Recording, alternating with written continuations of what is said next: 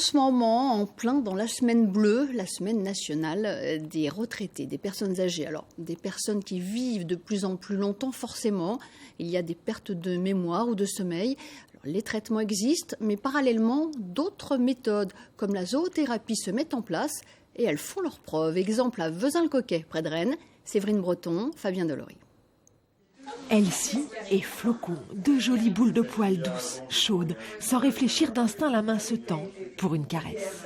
On sait que les personnes fragilisées ont du mal à entrer en relation avec d'autres personnes, alors que là, l'animal ne juge pas. Et c'est ce que dit Boris Levinson, le pédopsychiatre qui a démarré au niveau de la médiation par animal dans les années 50.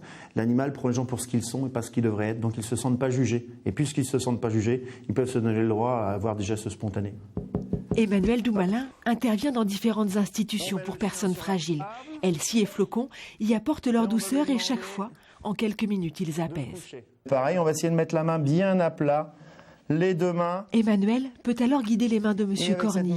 La présence du chien oblige le vieux monsieur à détendre ses doigts. Pour Elsie, il est prêt à tous les efforts, des gestes qui pourront ensuite lui être utiles pour manger, boire au quotidien. Sur des personnes qui sont repliées sur elles-mêmes, où il n'y a plus beaucoup de communication, le moyen, de par Elsie, notre adjoint thérapeutique, de justement faire un sourire, un rire, une émotion, et donc ce qui apporte beaucoup de choses pour ces personnes. On va caresser sa patte avant gauche. Celle-ci. Voilà, la patte arrière droite. En fonction de l'histoire et des besoins de chacun, Emmanuel adapte les exercices qui tous commencent et finissent par des caresses. Les bêtes, je les adore. Hein?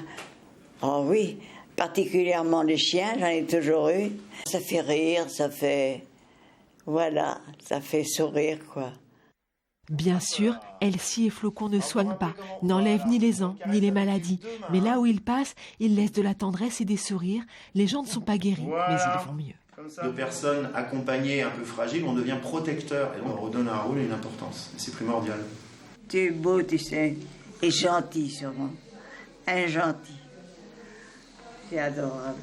À la semaine prochaine ? On lui dit à la semaine prochaine ? Oui. Du sport.